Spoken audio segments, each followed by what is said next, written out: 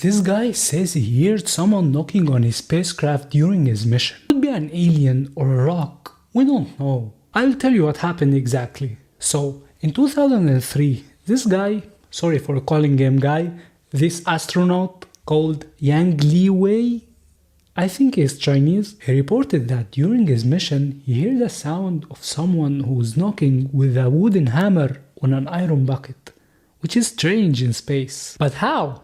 Isn't space supposed to be silent?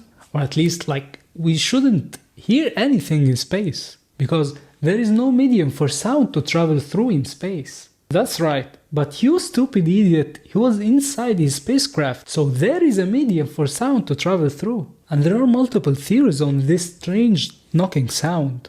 Maybe it's the spacecraft that passed through some hot and cold parts of space, so the spacecraft can contract and expand, and this contraction and expansion can cause this sound. Or maybe the change of pressure can cause the sound dong dong dong, or maybe aliens or something stupid.